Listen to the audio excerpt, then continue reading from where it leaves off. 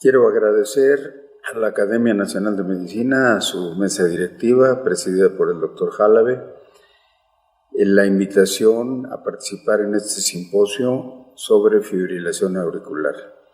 Debo de señalar que esta invitación muy particular fue hecha por el doctor Rubén Argüero, con el que tengo una amistad de, 50 años, compañeros en el Centro Médico Nacional, el Hospital de Cardiología, y amigo muy admirado por mí. Hizo el primer trasplante de corazón en México, entre 1000 cosas adicionales de grandes contribuciones. Para empezar, después del agradecimiento sobre el tema de fibrilación auricular, diagnóstico y tratamiento, que fue lo que me encomendó el doctor Argüero, debo de hacer primero una introducción epidemiológica a sabiendas de que el doctor Argüero hizo ya una introducción. ¿Qué podemos decir?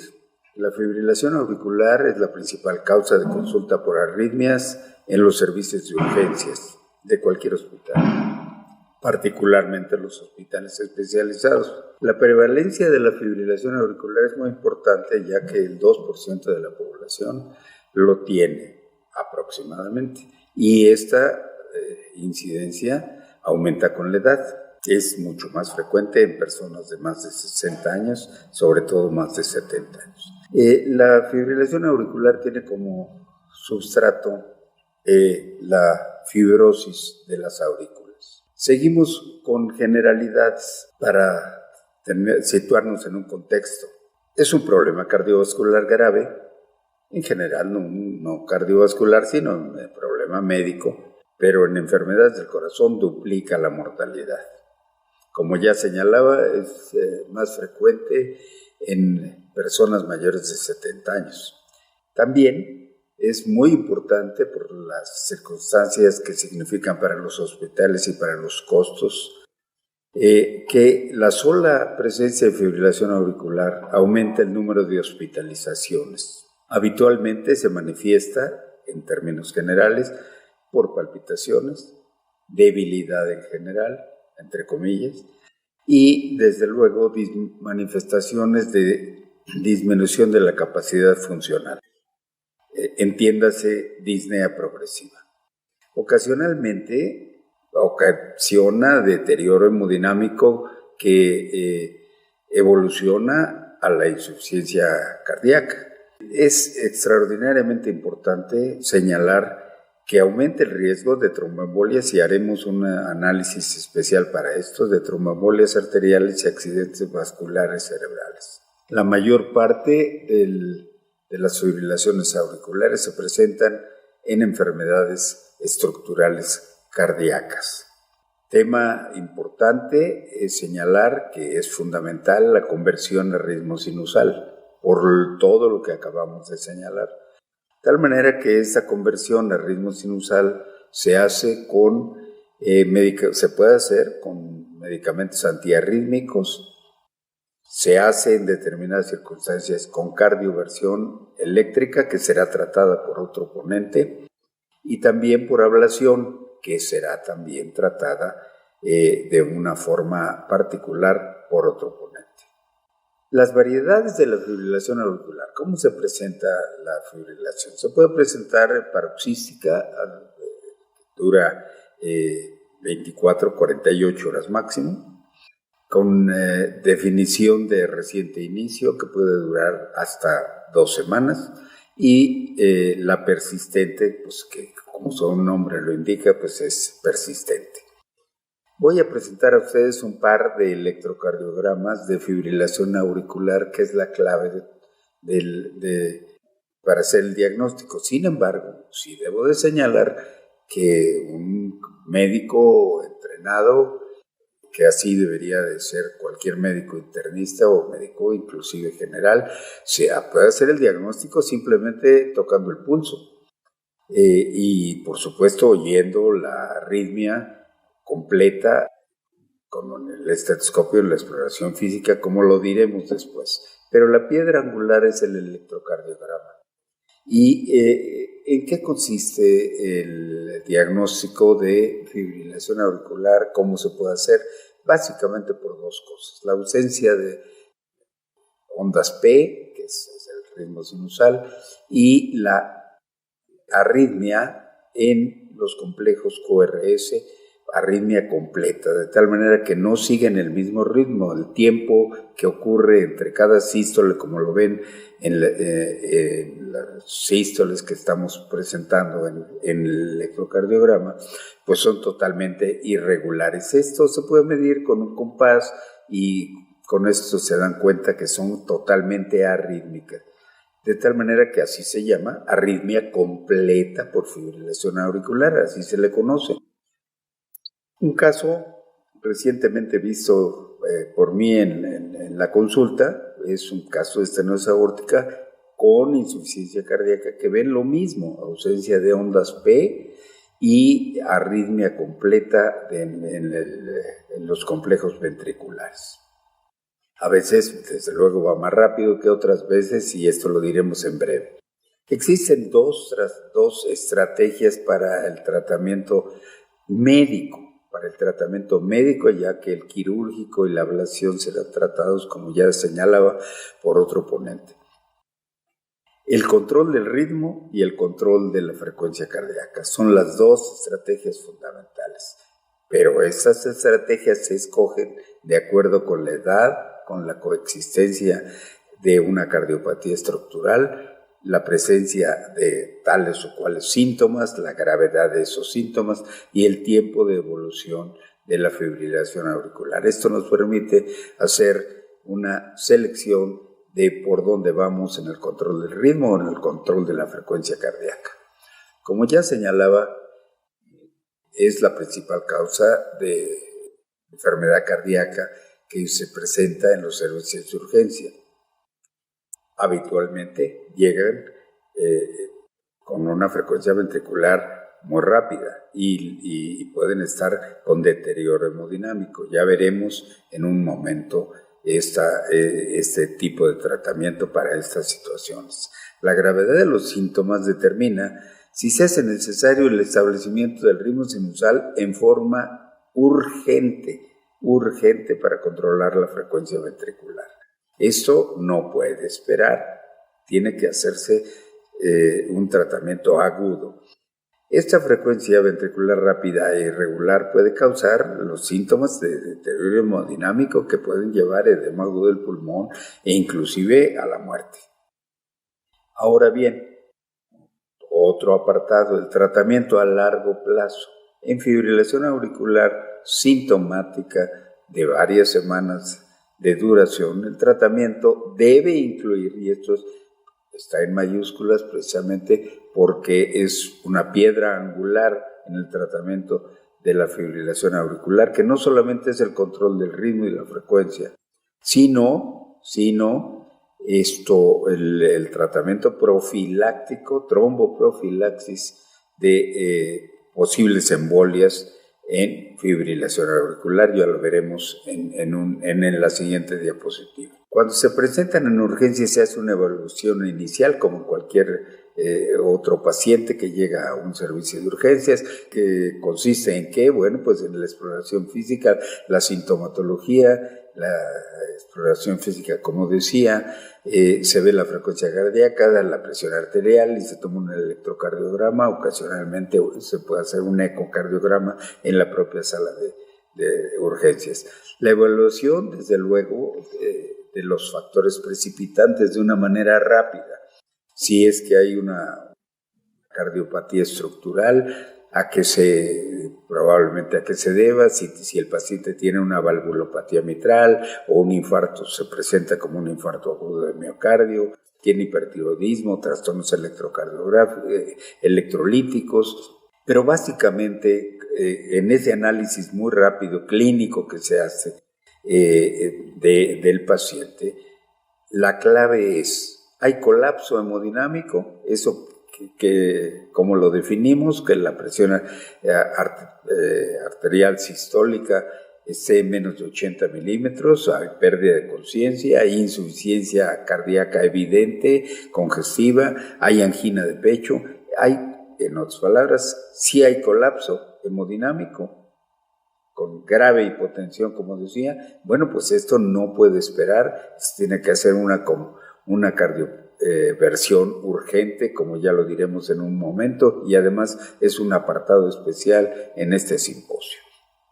Ahora, no hay colapso hemodinámico, sin embargo trae una frecuencia ventricular alta. Bueno, se tiene que hacer lo que en todas las salas de urgencias. Se canaliza al paciente vía intravenosa, se hace un monitoreo electrocardiográfico y lo fundamental es evaluar el QRS. ¿Es de QRS ancho o estrecho?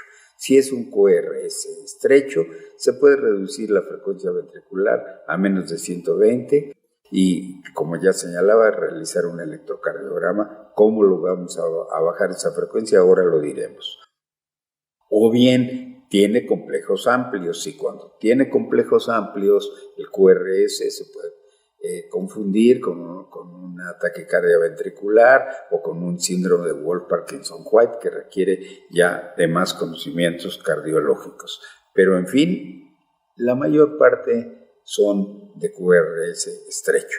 ¿Qué algoritmo podemos nosotros decir de tratamiento en el servicio de urgencias? Bueno, como ya señalaba, si el paciente está con colapso hemodinámico, pues hay que hacer una cardioversión empezando con 100 joules y desde luego incrementarlo si no tenemos éxito con los 100 joules. Se puede incrementar al doble.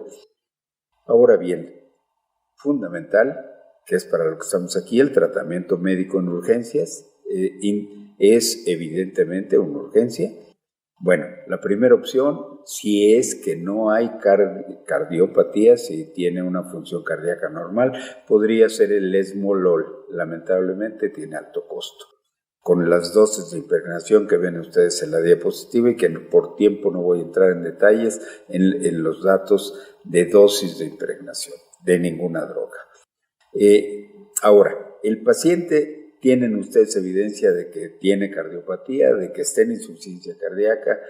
Bueno, entonces no utilizar el esmolol, sino utilizar digoxina como primera opción a las dosis que ya están señaladas en la diapositiva.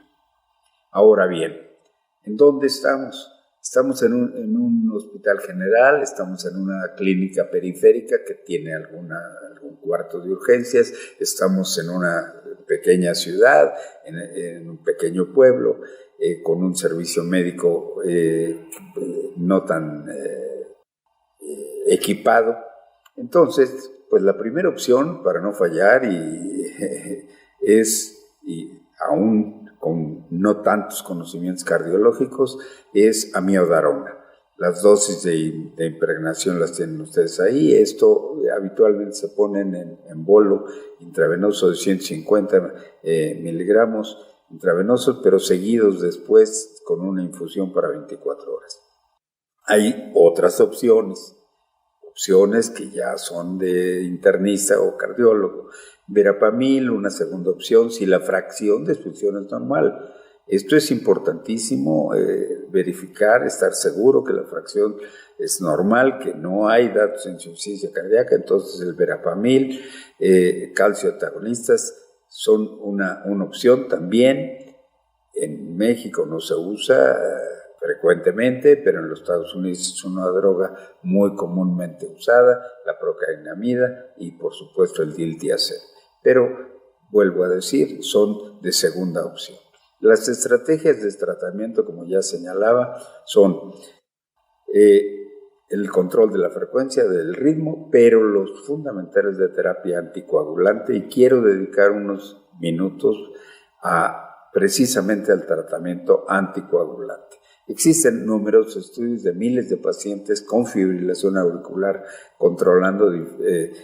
estudiando la fibrilación auricular con los dos tipos de tratamiento que ya señalaba, control de ritmo, control de la frecuencia. Y no se encontraron diferencias significativas en desenlaces de accidente vascular cerebral, hemorragia o mismo la muerte.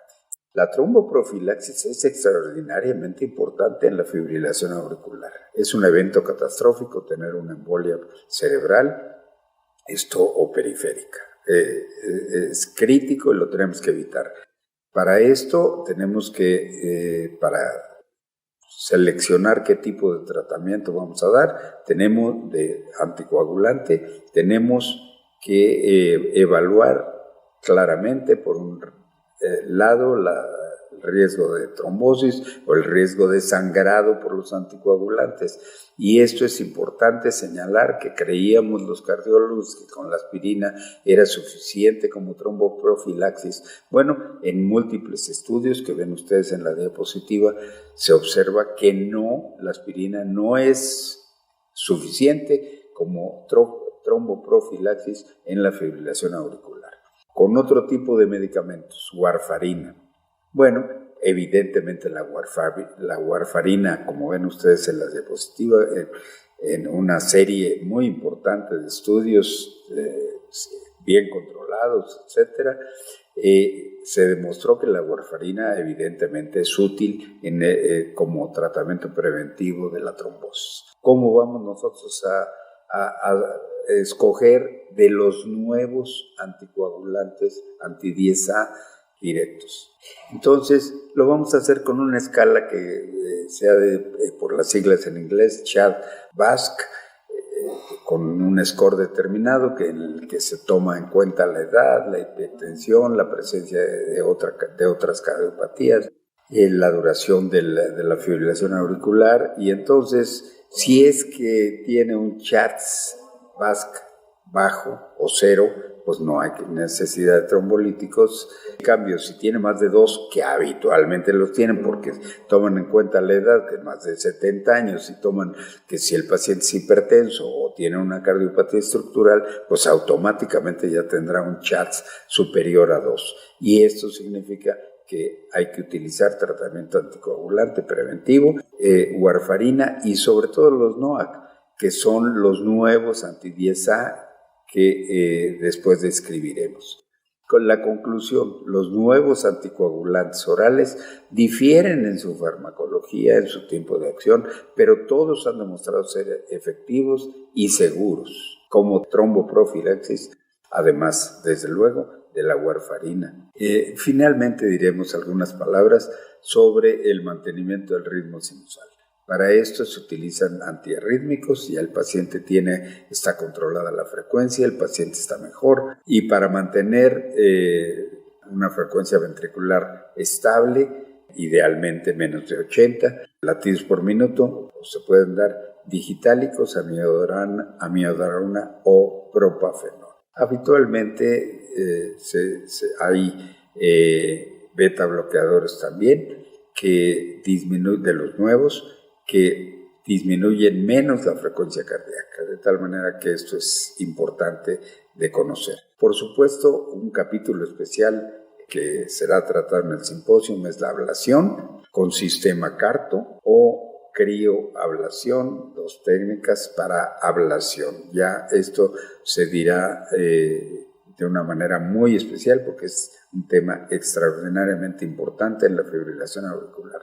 Como ya señalaba, es importantísimo buscar la manera de que regresen al ritmo sinusal y evitar, pues, desde luego, los anticoagulantes. O bien se puede hacer quirúrgicamente. Si el paciente tiene una estenosis aórtica y, por ejemplo, va a ser operado de la estenosis aórtica, bueno, pues también, y fibrilación auricular, pues también parte del tratamiento puede ser hacerle una ablación quirúrgica. Y recientemente han aparecido ya algunas comunicaciones con experiencia por vía no abierta, no abriendo el esternón, sino con toracoscopía. De tal manera que pues esto ya es lo más novedoso que existe como tratamiento para la fibrilación auricular quirúrgica.